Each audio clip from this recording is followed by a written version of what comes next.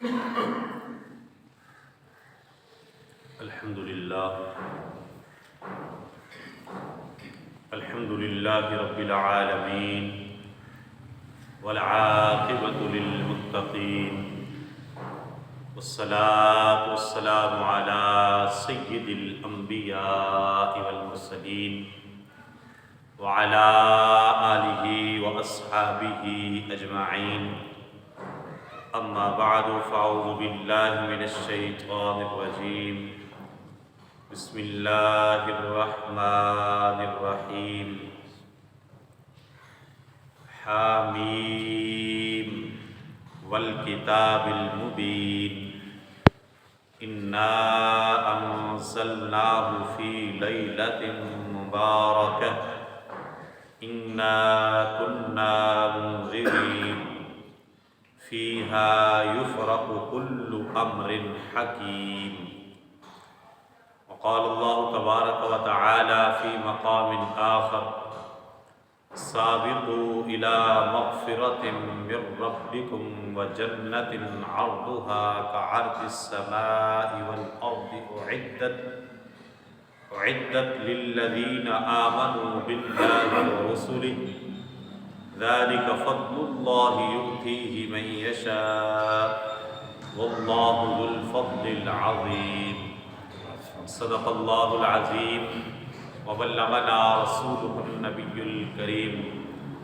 ان اللہ وملائکتہ یصلون علی النبی یا ایہا الذین آمنوا صلوا علیہ وسلموا تسلیما۔ الصلاۃ والسلام علیک یا رسول اللہ وعلی آلک واصحابک یا حبیب اللہ۔ الصلاۃ والسلام علیک یا رحمۃ للعالمین وعلی آلک واصحابک یا خاتم النبیین۔ اللہ جل وعلا کی حمد و ثنا، حضور سرور کائنات، مفخر موجودات، زینت بزم کائنات، غم گسار جہاں، دستگیر زماں، حامی بے کساں، قائد المرسلین، شفیع المذنبین، احمد مجتبیٰ حضرت محمد مصطفیٰ صلی اللہ علیہ وعلی آلہ واصحابہ وسلم کی بارگاہ گوہربار میں اپنی عقیدتوں، ارادتوں، محبتوں اور چاہتوں کا خراج پیش کرنے کے بعد لائق صد عزت و تکریم، معزز و محتشم حاضرین و سامعین، برادران اسلام، اللہ رب العزت کے فضل اور توفیق سے مجھے اور آپ کو نماز جمعہ کی ادائیگی کے لیے مسجد حاضرہ میں حاضری کی سعادت اور توفیق حاصل ہو رہی ہے۔ دعا ہے اللہ تعالیٰ ہم سب کی حاضری کو اپنی بارگاہ میں شرف قبولیت عطا فرمائے۔ آج کی اس مختصر سی گفتگو کا عنوان اور موضوع ہے شب برات اور فکر برات۔ اللہ تعالیٰ کلمت الحق میری زبان پر جاری فرمائے، احباب کو سننے، سمجھنے اور اس پر عمل پیرا ہونے کی توفیق عطا فرمائے۔ زندگی میں بہت سے ایسے معاملات ہوتے ہیں کہ جن کی طرف انسان کی توجہ نہیں ہوتی، یا ہوتی بھی ہے تو سرسری سی ہوتی ہے، ان کو بہت زیادہ اہمیت نہیں دی جاتی، جبکہ بہت سے معاملات ایسے ہوتے ہیں کہ جن کو انسان بہت زیادہ سیریس لیتا ہے، ان کو ٹائم دیتا ہے، ان کے لیے تگ و دو کرتا ہے، کوشش کرتا ہے، بھاگ دوڑ کرتا ہے اور انہیں ان ٹائم کمپلیٹ کرنے کی کوشش کرتا ہے۔ تو یہ ڈیپینڈ کرتا ہے کسی بھی چیز کی اہمیت اور امپورٹنس پہ، کہ انسان کی نظر میں کس چیز کی کتنی اہمیت ہے، کتنی امپورٹنس ہے۔ جو چیز جتنی اہم ہوگی وہ اس کو اتنا زیادہ ٹائم دے گا، اتنی زیادہ توجہ دے گا، اتنی زیادہ اس پہ انویسٹ کرے گا، اس کو وقت دے گا، اس کے بارے میں فکر مند رہے گا۔ اور جو چیز اس کی نظر میں ویلیویبل نہیں ہے، امپورٹنٹ نہیں ہے، خواہ وہ کتنی ہی قیمتی کیوں نہ ہو، کتنی ہی اہم کیوں نہ ہو، وہ اس کو توجہ اس طریقے سے نہیں دیتا جو اس کا تقاضا ہو، اس لیے کہ وہ چیز اس کی نگاہوں میں اہمیت نہیں رکھتی ہے، وہ اس کو امپورٹنس بھی نہیں دے رہا۔ اللہ تعالیٰ توفیق عطا فرمائے اور انسان کو علم کا شوق ہو جائے کہ وہ علم دین حاصل کرنے میں لگ جائے، آپ نے دیکھا ہے یہ ایک ایسی حرص ہے، ایک ایسا لالچ ہے، ایک ایسی حب ہے کہ انسان سیر نہیں ہوتا، علماء کرام بزرگ ہو جاتے ہیں، بلکہ میر سید شریف جرجانی رحمۃ اللہ تعالی علیہ نحو کے بہت بڑے امام، علم نحو بہت بڑے امام تھے۔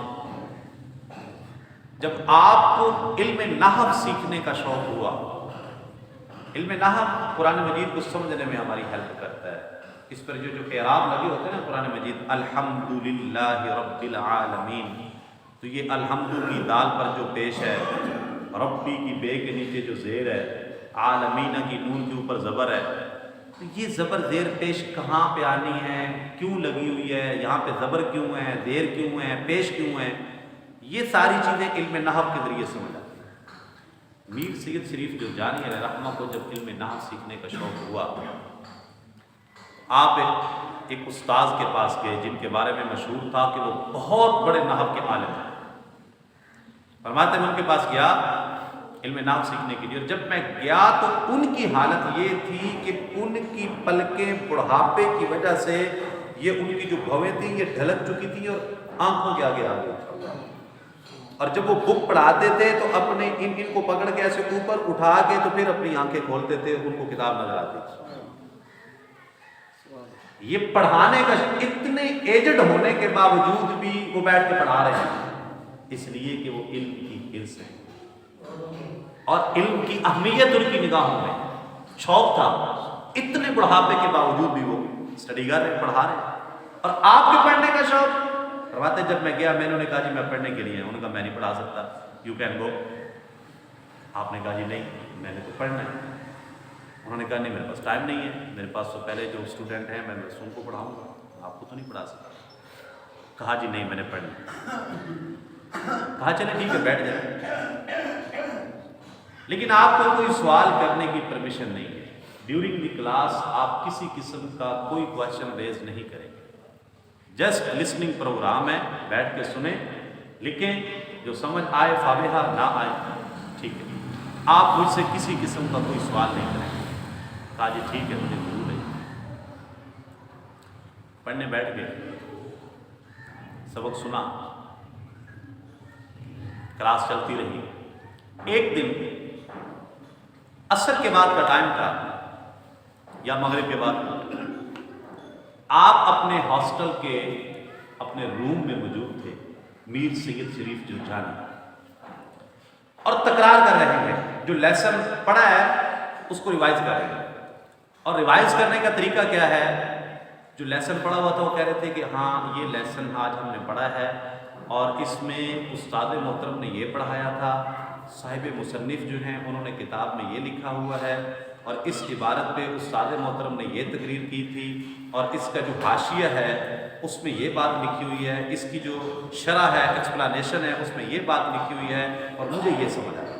یعنی وہ پورے ہر چیز کو مد نظر رکھتے ہوئے ایک ایک حرف کو یوں ریوائز کر رہے ہیں اور اپنی توجہ سے کمرے میں لگے ہوئے ہیں، دنیا جان کی ہوش نہیں ہے۔ استاد محترم واک کے لیے نکلے ہوئے تھے، اسٹوڈنٹ ساتھ تھے جو ان کو واک کروا رہے تھے، تو اس کمرے کے پاس سے گزرے تو اندر سے پڑھنے کی آواز آ رہی ہے، اور اس طریقے سے پڑھا جا رہا ہے کہ ایک ایک لفظ کو پوری اس کی تحقیق کی جا رہی ہے۔ آپ کچھ دیر رکے، سنا، یہ اسٹوڈنٹ اتنی شوق سے پڑھ رہا ہے، اور جو میں نے کلاس میں اس سبق کے اوپر جو میں نے تبصرہ کیا تھا ورڈ ٹو ورڈ اس کو روایت کر رہا ہے، اور پھر جو کچھ کتاب میں لکھا ہوا ہے اس کو بھی روایت کر رہا ہے، جو اس کی شرح میں لکھا ہوا ہے اس کو بھی روایت کر رہا ہے، اور جو کچھ اس کو سمجھ آیا وہ بھی بیان کر رہا ہے کہ میں یہ سمجھ پایا ہوں اس سے۔ تو کہا کہ یہ کون ہے؟ بتایا جی یہ میر سید شریف جرجانی ہیں، وہ پڑھ رہے ہیں۔ آپ کو بلایا اور کہا بیٹے آج کے بعد کوئی کلاس میں پڑھنے آئے یا نہ آئے، آپ نے ضرور آنا، آئندہ صرف آپ کو پڑھایا کرے گا، آئندہ آپ کے لیے کلاس ہوگی، اور کوئی پڑھنے آئے یا نہ آئے۔ یہ علم سیکھنے کا شوق تھا، اور وہ پڑھانے کا شوق تھا، یہ پڑھنے کا شوق تھا۔ خیر بات قدرے لمبی ہو گئی، مقصد ہے کہ جس شخص کو جو شوق ہو، دنیا کا شوق آ جائے آپ کو تو دنیا کے شوق میں آپ انسان اپنے دنیاوی شوق پالنے کے لیے کس حد تک چلا جاتا ہے، کتنے اخراجات کر دیتا ہے. وہ کہتا ہے جی میرا شوق ہے. ایک چھوٹا سا پرندہ لاکھوں روپے میں لے آتا ہے، وہ کہتا ہے جی میرا شوق ہے. دوسرے بندے کی نظر میں اس کی ویلیو نہیں ہوتی، وہ کہتا ہے یار یہ 4 پر آپ اکٹھے کر کے لاکھوں روپے کے لے آئے ہیں، کیا ضرورت ہے اس کی. وہ کہتا ہے میرا شوق ہے. اس کا مطلب ہے کہ اس کی نگاہوں میں اس چیز کی ویلیو ہے، اہمیت ہے، تو وہ اس پہ سرمایہ خرچ کر رہا ہے، پیسہ خرچ کر رہا ہے. کریم آقا علیہ السلام نے فرمایا، اسی طرف اشارہ کرتے ہوئے حضور علیہ السلام نے فرمایا منہومان لا یشبعان. فرمایا 2 حریص ایسے ہیں جو کبھی رجتے نہیں ہیں، سیر نہیں ہوتے. 2 حریص ایسے 2 حریص ہیں وہ کبھی سیر نہیں ہوتے. کون سے؟ کریم آقا علیہ السلام نے فرمایا منہوم فی العلم لا یشبع ومنہوم فی الدنیا لا یشبع. کریم آقا علیہ السلام نے فرمایا ایک وہ شخص کہ جس کو علم کی ہرس پڑ جائے، لالچ پڑ جائے، وہ کبھی رجتا نہیں ہے.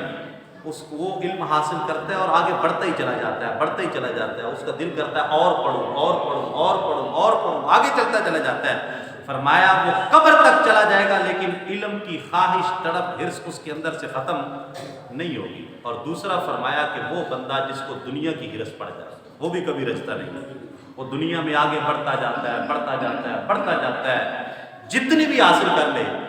دوسری حدیث پاک کا مفہوم ہے، کریم آقا علیہ السلام نے فرمایا انسان کے پیٹ کو قبر کی مٹی کے سوا کوئی چیز نہیں بھر سکتی ہے.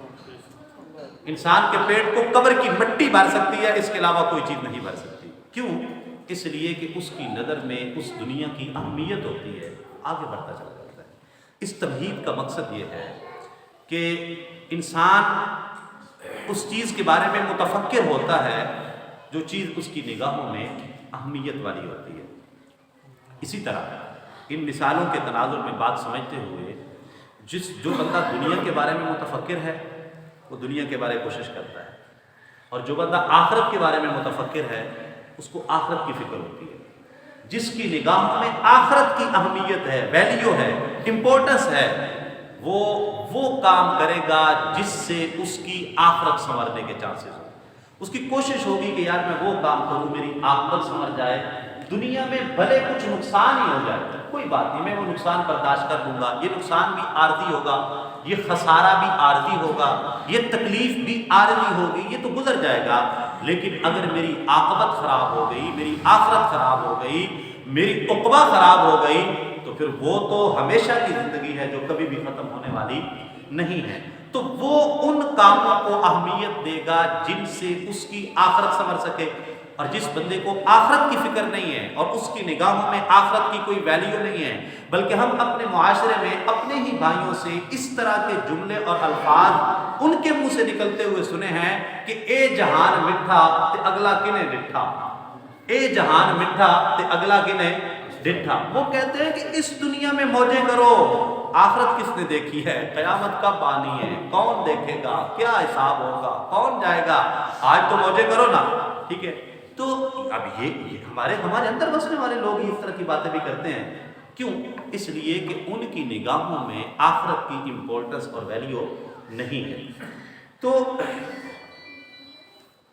میں اپنے عنوان کی طرف آنا چاہتا ہوں کہ شب برات جو ہے اس کا مطلب ہے چھٹکارے کی رات. اگر لفظ برات کو عربی کی طرف لے کے جایا جائے، اس کو عربی لفظ سمجھا جائے تو پھر اس کا مطلب ہوتا ہے چھٹکارا اور نجات. گویا شب برات جو ہے یہ چھٹکارا اور نجات کی رات ہے کہ اس میں اللہ رب العزت کثرت سے اپنے بندوں کی مغفرت فرماتے ہیں. بلکہ جامع ترمذی شریف کی حدیث پاک ہے، حدیث نمبر 739 ہے. نبی کریم صلی اللہ علیہ وسلم نے فرمایا ام المؤمنین اما عائشہ صدیقہ رضی اللہ تعالی عنہا حدیث پاک کی راویہ ہیں. آپ فرماتی ہیں کہ نبی پاک صلی اللہ علیہ وسلم نے فرمایا ان اللہ عز وجل ينزل ليلة النصف من شعبان إلى السماء الدنيا فيغفر لأكثر من عدد شعر غنم كلب. کہ شعبان کی 15ویں رات کو اللہ تعالیٰ آسمان دنیا پہ اپنے انوار و تجلیات اور اپنی عطاؤں کا نزول فرماتا ہے. اور اللہ تعالیٰ قبیلہ بنو کلب کی بکریوں کے بالوں کی تعداد سے زیادہ لوگوں کی مغفرت فرماتا ہے۔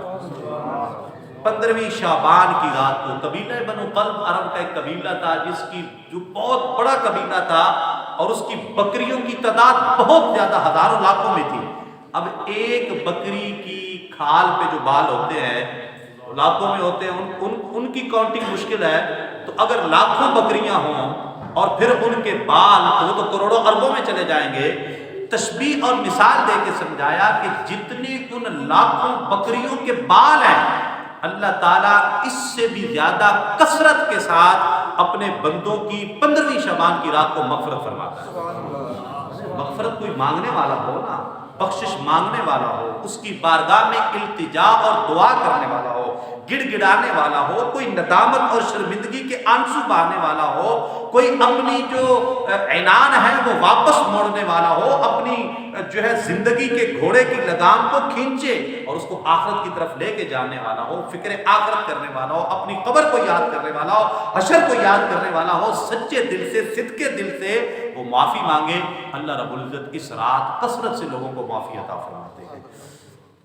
حضرت مولا کائنات علی المرتضیٰ شیر خدا رضی اللہ تعالی عنہ آپ فرماتے ہیں کہ نبی کریم صلی اللہ علیہ وسلم نے ارشاد فرمایا، سنن ابن ماجہ حدیث نمبر 1388، فرماتے ہیں نبی کریم صلی اللہ علیہ وسلم نے فرمایا، اذا كانت لیلۃ النصف من شعبان فقوموا لیلھا وصوموا نہارھا، کہ جب شعبان کی 15ویں رات ہو تو اس رات کو اللہ رب العزت کی بارگاہ میں قیام کیا کرو، رات کو عبادت کیا کرو، اس رات میں کھڑے ہو جاؤ۔ کھڑے ہونے سے مراد یہ ہے کہ اس رات کو اپنی عبادت سے زندہ کرو، 15 شعبان کی رات کو اپنی عبادت سے زندہ کرو اور 15 شعبان کے دن کو روزہ رکھو۔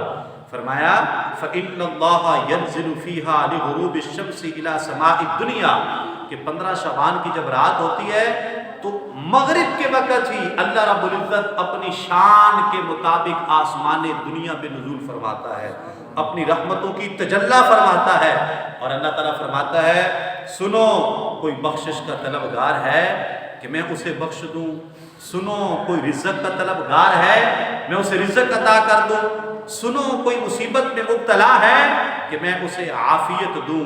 یوں ہی دیگر حاجتوں کا ذکر فرماتا ہے اور یہ سلسلہ طلوع فجر تک جاری رہتا ہے، یعنی اللہ رب العزت کی رحمت ندا دے رہی ہوتی ہے، پکار رہی ہوتی ہے۔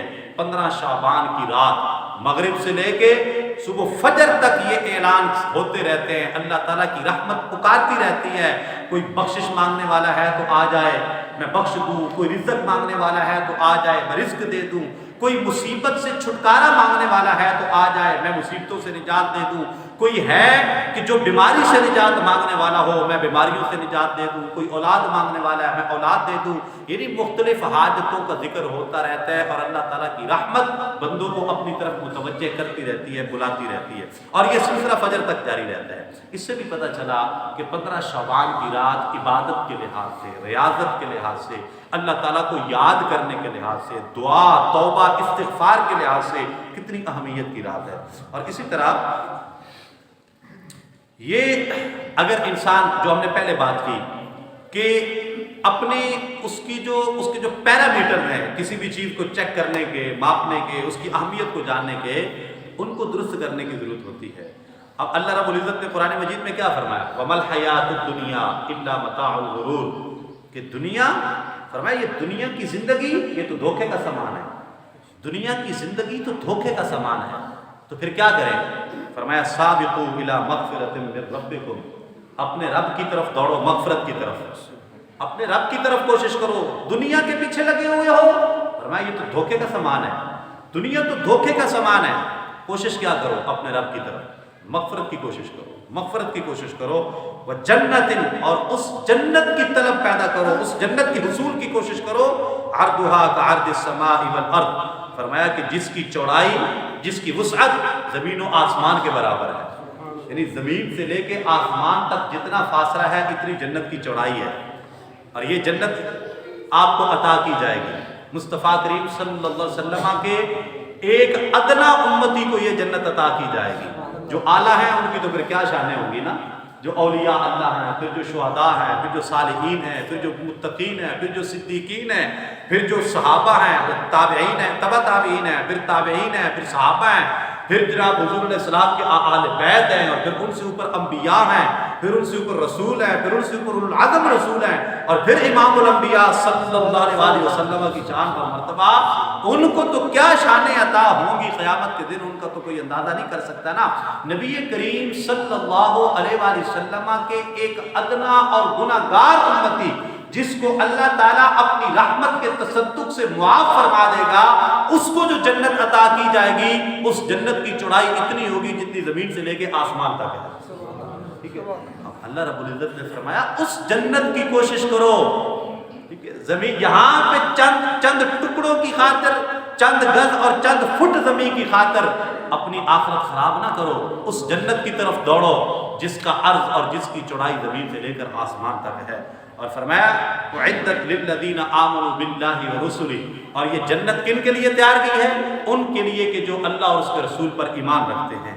اور یہ جنت ذالک فضل اللہ یؤتیہ من یشاء، یہ اللہ کا فضل ہے جسے چاہے عطا فرما دے، اور اللہ تعالیٰ بڑے فضل والا اور بڑی عظمت والا ہے۔ تو ہمیشہ انسان کو اللہ تعالیٰ کا فضل، اس کی رحمت اور اس کا کرم حاصل کرنے کی کوشش کرنی چاہیے، اور آخرت کی اہمیت اور ویلیو اس کی نگاہوں میں، بندہ مومن کی نگاہوں میں زیادہ ہونی چاہیے۔ جب یہ ویلیو آخرت کی اس کی نگاہوں میں زیادہ ہو جائے گی، آٹومیٹیکلی اس کا لائف سٹائل چینج ہو جائے گا، آٹومیٹیکلی چینج ہو جائے گا، کیونکہ اب اس کی ترجیحات بدل گئی ہیں۔ جب ترجیحات بدلتی ہیں تو انسان کے رویے بدل جاتے ہیں، اس کا لائف سٹائل چینج ہو جاتا ہے، اس کے جینے کے، اٹھنے کے، بولنے کے، کھانے کے، پینے کے، کمانے کے سب انداز بدل جاتے ہیں، کیونکہ وہ سمجھ رہا ہوتا ہے کہ یار میرا فوکس کس چیز پہ ہے اور میری آخرت کس طرح سیو ہو سکتی ہے۔ تو شب برات جو ہے یہ ایک ہمارے پاس عظیم موقع ہوتا ہے جس میں ہم اپنی آخرت اور عقبہ کو سنوار سکتے ہیں۔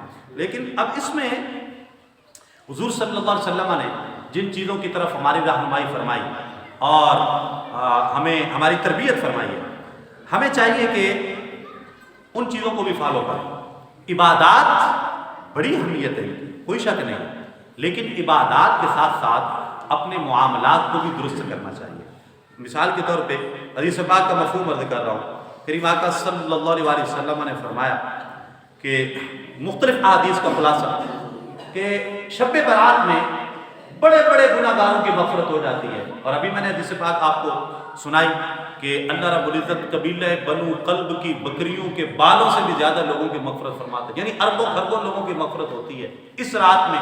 لیکن کریم آقا صلی اللہ علیہ وسلم کے فرمان عالی شان کا مفہوم کہ کچھ بد نصیب ایسے بھی ہیں جن کی اس رات میں بھی مغفرت نہیں ہوتی، جب مغفرت بے حساب ہو رہی ہوتی ہے، اربوں خربوں کے لحاظ سے لوگ معاف کیے جا رہے ہوتے ہیں، فرمایا کچھ بد نصیب ایسے بھی ہیں جن کی اس رات میں بھی مغفرت نہیں ہوتی۔ وہ کون سے ہیں؟ کریم آقا علیہ السلام نے فرمایا ماں باپ کا نافرمان، یہ وہ بد نصیب ہے جس کی شب برات میں بھی مغفرت نہیں ہوتی، جس نے اپنے ماں باپ کا دل دکھایا ہے، اپنے ماں باپ کو ناراض کی ہے، ان کی نافرمانی کی ہے، ٹھیک ہے، اس کی بھی مغفرت نہیں ہوتی ہے۔ تو یہ بڑا یار قیمتی سرمایہ ہوتے ہیں، ہاں، ان کے ہونے سے بخت ہوتے ہیں، باپ گھر کے درخت ہوتے ہیں، ہاں، ان کو بھول نہ جایا جائے۔ خاص طور پہ میرے جو نوجوان دوست یہاں پہ بیٹھے ہوئے ہیں بھائی، یار اپنے ماں باپ کو اہمیت دیں۔ اور ایک جو چیز میں پہلے بھی یہ آبزرویشن تھی، لیکن یہ 2-3 دنوں میں میں ایک اسائنمنٹ گورنمنٹ کی طرف سے میں ملی ہوئی ہے، تو میں اس پہ ورکنگ کر رہا ہوں۔ معاشرے کو مزید قریب سے دیکھنے کا موقع مل رہا ہے۔ میں نے اپنا یہ علاقہ وزٹ کیا، یہ بائیں بائیں جو سوسائٹیز ہیں، ڈور ٹو ڈور، یقین جانیں اب مبالغہ نہ ہو 30 سے 40% گھر مجھے ایسے نظر آئے، کنال کا گھر ہے، بڑا عالی شان بنگلہ ہے، اور اندر صرف ایک بوڑھا شخص اور ایک بوڑھی عورت۔ بھئی آپ کے کدھر ہیں بچے؟ وہ امریکہ شفٹ ہو گئے، وہ کینیڈا چلے گئے ہیں، امریکہ چلے گئے ہیں۔ دروازہ نوک کیا، بیل دی دروازے پہ، کھڑا ہوں کوئی آ نہیں رہا، پھر بیل دی، کھڑا ہوں کوئی پھر بیل دی، ایک نحیف کمزور سی آواز اندر سے آتی ہے، جی رکیے آ رہے ہیں، اور پھر ایک بزرگ لڑکھڑاتا، کانپتا، ہانپتا کانپتے ہاتھوں کے ساتھ، کپ کپاتی ٹانگوں کے ساتھ وہ بیچارہ گرتا پڑتا دروازے کی طرف آسرا سہارا لے لے کے بڑھتا ہے، اور پھر آ کے دروازے پہ پوچھتا ہے جی خیریت آپ کیوں آئے؟ جی آپ کا کوئی بیٹا کوئی جوان؟ جی وہ تو نہیں ہے، وہ تو یہاں سے شفٹ ہو چکے ہیں، امریکہ چلے گئے، سب باہر ہوتے ہیں۔ تو یار اچھی بات ہے، انسان کو اپنے فیوچر کے لیے کوشش کرنی چاہیے، انسان کو اپنا فیوچر بنانا چاہیے۔ ٹھیک ہے یار، آپ کریں اچھی زندگی جینے سے، ربنا آتنا فی الدنیا حسنہ وفی الآخرۃ حسنہ، یا اللہ دنیا بھی اچھی دے آخرت بھی اچھی دے، لیکن اس مائی بابے کا بھی کچھ سوچ کے جائیں نا یار۔ آپ ان کو کس کے سپرد کر کے جا رہے ہیں؟ ان کا امریکہ کا ویزا نہیں لگتا، لگوائیں، ان کا بھی ساتھ لے کے جائیں۔ اور اگر نہیں لگتا تو پھر آپ پاکستان میں اگر یہاں پہ 22 کروڑ عوام کو روٹی مل رہی ہے تو آپ کو بھی مل جائے گی۔ جو رب امریکہ میں روٹی دیتا ہے وہ پاکستان میں نہیں دے سکتا ہے؟ دے سکتا ہے۔ آپ کوشش تو کریں نا یار۔ جو بندہ نیچے سے اوپر اٹھتا ہے، وہ جو ایک دیہڑی لگانے والا ہوتا ہے، وہ کام کر کر کے محنت کر کر کے جب وہ کروڑ پتی بنتا ہے تو پھر کہتا ہے چھڈو جی پاکستان سے کام ہی نہیں ہے، چلو باہر چلیے اتنے جا کے فیکٹری لاؤ۔ خدا کے بندے، جب تجھے دیہڑی نہیں ملتی تھی اس وقت تجھے پاکستان نے سنبھالا، اور جب تو اربوں کا مالک ہوا، جب انڈسٹری لگانے کی باری آئی تو تو نے کہا چھڈو جی آسٹریلیا جا کے فیکٹری لاؤ، اتنے تو کاروبار ہی کوئی نہیں۔ تو پھر یہ جب معاملات آپ ایسے کریں گے، چلے وہ تو آپ نے کر لیا، ملک کے ساتھ جو کچھ کیا، کم از کم اپنے والدین کا تو خیال کریں یار۔ ان کو تو نہ بے یارو مددگار نوکروں کے آسرے پہ چھوڑ کے جائیں۔ مجھے بتائیں میاں صاحب، اپنے باپ کو میں نہیں سنبھالوں گا، نوکر کو 50,000 بھی دے دوں وہ سنبھالے گا؟ اگر اپنے باپ کا پخانہ میں نہیں دھو سکتا، کون سا نوکر ہے؟ اس کو میں لاکھ روپے بھی دوں تو وہ اس کی صفائی ستھرائی کرے گا، اس کو دھوئے گا، کپڑے پہنائے گا، اس کو نہلائے گا، اس کا خیال کرے گا؟ امپوسیبل۔ سارے کام پیسے سے نہیں ہوتے، کچھ کام محبتوں سے ہوتے ہیں، کچھ کام جذبے کرواتے ہیں، کچھ کام عقیدتیں کرواتی ہیں۔ تو اس لیے حضور علیہ السلام نے فرمایا کہ شب براءت میں جہاں بڑے بڑے گناہ گاروں کی مغفرت ہو جاتی ہے، ماں باپ کا نافرمان اس رات بھی اس کی مغفرت نہیں ہوتی ہے۔ اس لیے ماں باپ کا دل نہ توڑا کرے۔ کوثر نیازی نے کہا تھا میرے ساتھ روتی ہے وہ میرے ساتھ ہنستی ہے، مری کب ہے میری ماں اب بھی میرے دل میں بستی ہے، زمانے بھر میں کوثر مل نہیں سکتا بدل جس کا، فقط ایک ماں کی ہستی ہے، فقط ایک ماں کی ہستی ہے۔ دنیا کی ہر چیز دکان سے مل جائے گی، ماں کی محبت، پیار، جذبہ، دعائیں، خلوص آپ کو کسی مارکیٹ سے نہیں ملے گا۔ ڈھونڈے سے ڈھونڈو گے ہمیں ملکوں ملنے کے نہیں نایاب ہے ہم، یہ ایسا رشتہ ہے جو کسی مارکیٹ سے نہیں ملتا، اور جب ایک دفعہ چلا جائے پھر دوبارہ آتا بھی نہیں ہے۔ تو اس لیے ان کی قدر کیا کریں۔ ہاں، عزیز رکھتا تھا مجھے اپنی رگے جاں سے، یہ بات سچ ہے میرا باپ بھی کم نہیں تھا میری ماں سے۔ تو ماں باپ کے نافرمان کی مغفرت اس رات میں بھی نہیں ہوتی ہے۔ جب بڑے بڑے گناہ گاروں کی مغفرت ہو جاتی ہے، ماں باپ کا نافرمان اس رات میں بھی نہیں بخشا جاتا ہے۔ اس لیے کوشش کریں اپنے والدین کی دل آزاری نہ کریں، ان کو راضی کریں، خوش کریں۔ اور والدین آپ بھی بچوں پہ وہ بوجھ نہ ڈالیں کہ بچے بغاوت پر مجبور ہو جائیں۔ ہاں، آپ بھی وقت کے تقاضوں کو اور حالات کو اور ان چیزوں کو مد نظر رکھتے ہوئے کوآپریٹو ماحول رکھیں، اپنی بہو کے ساتھ بھی، اپنے بیٹے کے ساتھ بھی، اور اپنے بیٹے کو اس دورائے پہ نہ کھڑا کر دیں کہ اس کو ایک لکیر کھینچنی پڑ جائے کہ اب میں بچے رکھوں یا ماں باپ رکھوں۔ اس حد تک مجبور آپ بھی نہ کیا کریں۔ آپ بھی سافٹ امیج جو ہے نا اس کو لے کے چلتے ہوئے اپنے بچوں کے ساتھ، اپنی بہوؤں کے ساتھ، ان کے ساتھ ایک اچھا رویہ کریں تاکہ آپ کا بڑھاپا بھی پرسکون گزرے اور آپ کے بچوں کی جوانی بھی پرسکون گزرے۔ اور بچے جو جوان ہیں، بڑے تو بڑے بزرگ ہوتے ہیں، کوئی بات نہیں اگر وہ کوئی بات کر بھی لیتے ہیں، اگر ان کی طرف سے کوئی زیادتی ہو بھی جاتی ہے تو یار بچپن میں اتنا سنبھالا ہے انہوں نے، بچپن سے لے کے جوان کیا، پھر جوانی، اب باپ نے اپنی جوانی گالی ہے آپ کو جوان کرنے کے لیے، اب اس کا وقت آیا تو اب آپ کہیں نہیں جی نہیں، اب بابے کے ساتھ ہمارا گزارا نہیں ہوتا، تو یہ تو بڑی غلط بات ہے۔ ماں باپ کا نافرمان شب برات میں بھی اس کی مغفرت نہیں ہوتی ہے۔ اور حضور علیہ السلام نے فرمایا دوسری چیز، سود خور، سود کھانے والا شخص شب برات میں بھی اس کی مغفرت نہیں ہوتی ہے۔ ٹھیک ہے، یا ایھا الذین آمنوا لا تأکلوا الربا اضعافا مضاعفا، اللہ رب العزت نے فرمایا اے ایمان والو سود دگنا چگنا کر کے نہ کھاؤ۔ تو سود خور کی مغفرت جو ہے وہ اس رات میں بھی نہیں ہوتی ہے۔ 75 سال ہو گیا پاکستان سودی نظام پہ چل رہا ہے، اب اللہ ہی معاف کرے۔ ہاں، جب تک توبۃ النصوح نہیں ہوگی نا تو پاکستان کی معیشت کی بھی معافی نہیں ہونے لگی ہے، اس لیے کہ سود پہ نظام چل رہا ہے۔ تو شب برات میں لاکھ نظامی صاحب جھولیاں اٹھا کے دعائیں مانگے، یا اللہ ملک پاکستان کی خیر فرما۔ ملک پاکستان کی خیر شب برات میں کس طرح ہوگی جب 75 سال سے نظام ہی سود پہ چل رہا ہے؟ تو نظامی صاحب لاکھ دعائیں مانگتے رہے، دعاؤں سے سارے کام تو نہیں، کچھ عملی طور پہ بھی کرنا پڑنا ہے۔ اور کریم آقا علیہ السلام نے فرمایا شراب کا عادی ایک ہے کبھی کبھار، اس کا یہ مطلب نہیں ہے کہ کبھی کبھار چسکی لگا لینی چاہیے، کبھی کبھار کا مطلب یہ ہے کہ وہ توبہ کرے تو اس کی معافی ہو جائے گی، لیکن جو مسلسل عادی ہے شراب پینے کا اس کی مغفرت شب برات میں بھی نہیں ہوتی ہے، تا وقت کہ سچے دل سے توبہ نہ کر لے۔ اور سچی توبۃ النصوح کا مطلب آپ کو پتہ ہے کیا ہے؟ حدیث پاک کے اندر آتا ہے، کریم آقا علیہ السلام سے پوچھا گیا یا رسول اللہ صلی اللہ علیہ وسلم مت توبۃ النصوح، سچی توبہ کس چیز کا نام ہے؟ کریم آقا علیہ السلام نے فرمایا ان یندم العبد علی الذنب الذی اصاب فیعتذر الی اللہ تعالی ثم لا يعود الیہ کما لا يعود اللبن الی الضرع۔ کریم آقا علیہ السلام نے فرمایا سچی توبہ کی تین نشانیاں ہیں، تین سٹیپ ہیں اس کے۔ سب سے پہلے تو یہ ہے کہ انسان اس گناہ پر نادم اور شرمندہ ہو جو گناہ اس نے کیا ہے۔ دوسری چیز یہ ہے کہ اپنے اس گناہ کا عذر اور معافی اللہ رب العزت کی بارگاہ میں پیش کرے، اور تیسری چیز یہ ہے کہ اس کا دوبارہ اس گناہ کی طرف لوٹنا اتنا ہی مشکل ہو جیسے تھنوں میں سے نکلے ہوئے دودھ کا واپس تھن میں جانا مشکل ہوتا ہے۔ یہ ہے سچی توبہ۔ یہ نہیں کہ توبہ کی پھر توبہ کی پھر توبہ کر کے توڑ دی، میری اس توبہ پہ توبہ توبہ توبہ بول اٹھی، یہ توبہ نہیں ہے۔ توبہ یہ ہے کہ ایک دفعہ جس گناہ سے توبہ کی ہے دوبارہ اس گناہ کی طرف جانا اتنا ہی مشکل ہو جیسے تھنوں میں سے نکلے ہوئے دودھ کا واپس تھنوں میں جانا مشکل ہوتا ہے۔ اور کریم آقا علیہ السلام نے فرمایا چوتھا شخص بدکاری پر اصرار کرنے والا، جو بندہ مسلسل بدکار ہے اس کی مغفرت نہیں ہوتی ہے۔ اور پانچواں کریم آقا علیہ السلام نے فرمایا قطع رحمی کرنے والا، رشتہ داروں سے تعلق توڑنے والا، بات بات پہ ناراض ہو گیا، بات بات پہ ناراضگی، بات بات پہ تسی ساڈے لیے مر گئے اسی تواڈے لیے مر گئے، تو یہ مر گئے اتنی جلدی نہ کیا کرے۔